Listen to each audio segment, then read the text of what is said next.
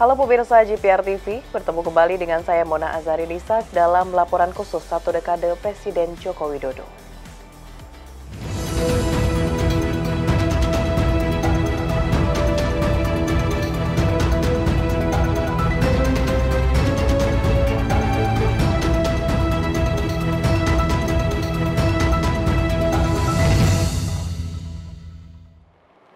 Pemirsa, kita ke informasi pertama. Selama kepemimpinan Presiden Jokowi, penyelesaian sertifikasi tanah wakaf mengalami lonjakan yang sangat pesat. Dari tahun 2016 hingga September 2024, tercatat ada 255.989 bidang tanah wakaf yang telah tersertifikasi. Satu dekade di bawah kepemimpinan Presiden Joko Widodo, penyelesaian sertifikasi tanah wakaf mengalami kemajuan yang signifikan. Sejak tahun 2016 hingga September 2024 mencapai 255.989 bidang tanah wakaf yang telah tersertifikasi. Direktur Jenderal Bimas Islam Kementerian Agama Kamarudin Amin mengatakan, kemajuan tersebut ditandai dengan berdirinya fasilitas pendidikan, rumah ibadah hingga kantor pemerintahan di atas tanah wakaf.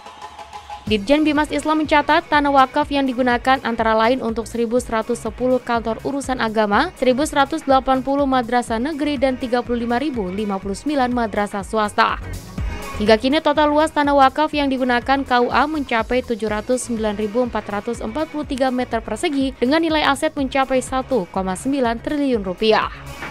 Selain sertifikasi tanah wakaf, peningkatan kapasitas nazir pengelola wakaf juga menjadi fokus Kemenak. Hingga saat ini sebanyak 4.117 nazir telah mendapatkan sertifikasi standar kompetensi kerja nasional Indonesia yang bertujuan untuk meningkatkan profesionalisme nazir dalam mengelola aset wakaf secara optimal sesuai standar yang berlaku. Pemirsa, sejak tahun 2021, Kementerian Agama berhasil merevitalisasi 1.206 KUA di seluruh Indonesia. Program revitalisasi ini bertujuan menjadikan KUA sebagai pusat layanan yang prima, kredibel, dan moderat dalam meningkatkan kualitas umat beragama di bawah kepemimpinan Presiden Joko Widodo.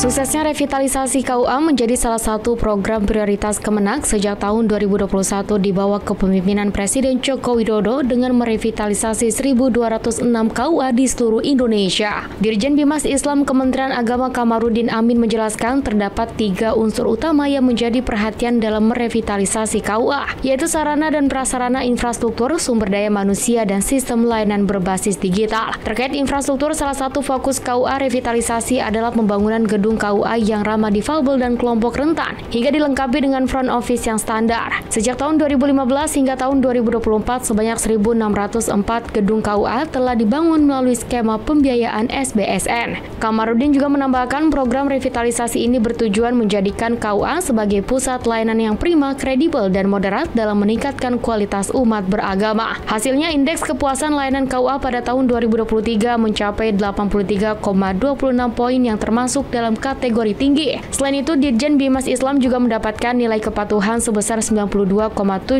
dari Ombudsman, mencerminkan tingginya kualitas pelayanan di KUA. Beralih ke informasi lainnya pemirsa, pemerintah menargetkan pembangunan 16 smelter pada tahun ini. Nilai investasi belasan smelter tersebut ditaksir sebesar 11,6 miliar dolar Amerika Serikat. Pembangunan smelter mineral terbagi menjadi 4 kategori sektor, yakni nikel, bauksit, besi, serta tembaga.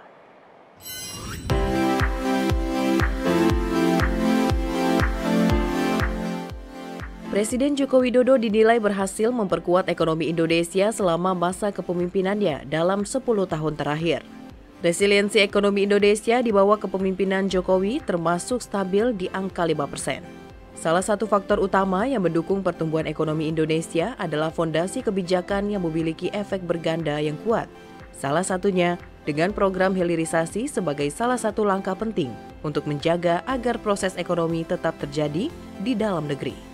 Kementerian Energi dan Sumber Daya Mineral mencatat realisasi investasi sektor pengolahan menjadi produk bernilai tambah tinggi atau hilirisasi, mengalami tren peningkatan dalam kurun waktu 5 tahun terakhir, yakni pada 2019-2023. Pada tahun 2019, realisasi investasi di sektor hilirisasi industri logam dasar, barang logam, bukan mesin dan peralatan hanya sebesar 61,6 triliun rupiah.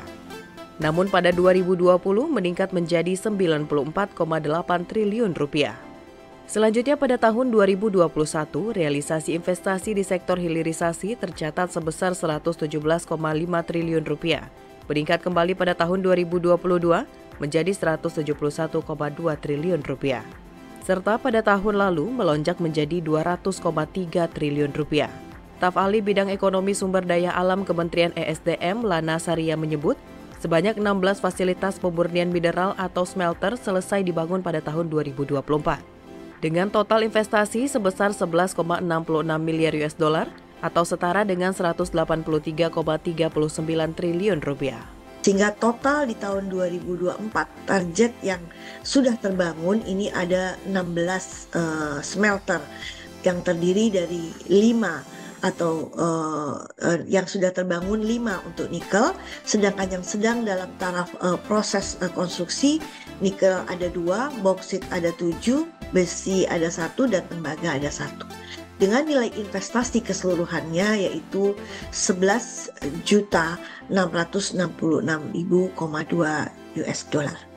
Progres pembangunan smelter yang terintegrasi, artinya yang menjadi kewenangan dari Kementerian SDM yang sudah mencapai 100%, tadi ada 5, yaitu PT Wedabai, PT Aneka Tambang, PT Wanatiara Persada, PT Vale Indonesia, dan PT Fajar Bakti Lintas Nusantara.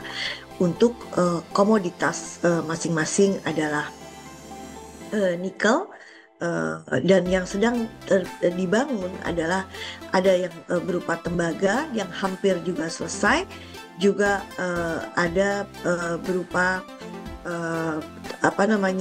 nikel lainnya. Pemirsa, Menteri Komunikasi dan Informatika Republik Indonesia Budi Ari Setiadi mengapresiasi kinerja Presiden Joko Widodo selama 10 tahun. Menkominfo menyebut selama 2014 hingga 2024, Presiden Jokowi bukan hanya berfokus pada pembangunan infrastruktur, melainkan juga telah berhasil menjalankan program yang pro rakyat.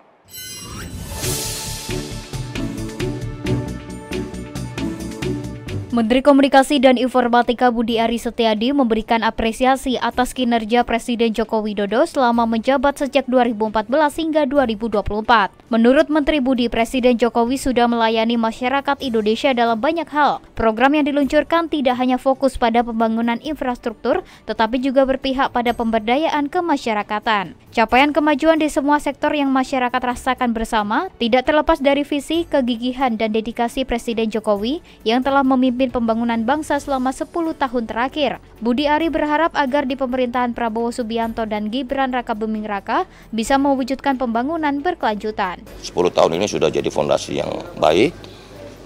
Bapak Presiden Jokowi sudah mengeksekusi banyak hal, karena yang penting dari pemerintahan 10 tahun ini adalah Pak Jokowi bukan sekedar membangun jalan, bukan sekedar membangun infrastruktur, pelabuhan, dan berpihak pada program-program kerakyatan, termasuk bansos, termasuk perhatian terhadap masyarakat dan nasib rakyat, tapi juga Pak Jokowi telah memberikan harapan. Dan itu tergambar dari visi dan aksi Pak Jokowi selama 10 tahun, 2014 sampai 2024. Dan kami mengharapkan semoga keberlanjutan dan penguatan serta akselerasi bisa diwujudkan dalam pemerintahan Pak Prabowo Gibran ke depan. Program Kartu Prakerja telah menunjukkan hasil yang signifikan dengan lebih dari 18,9 juta penerima manfaat sejak diluncurkan pertama kali pada tahun 2020. Menko Perekonomian Erlangga Hartarto menyebut keberhasilan program Kartu Prakerja telah berhasil meningkatkan keterampilan dan daya saing tenaga kerja di Indonesia.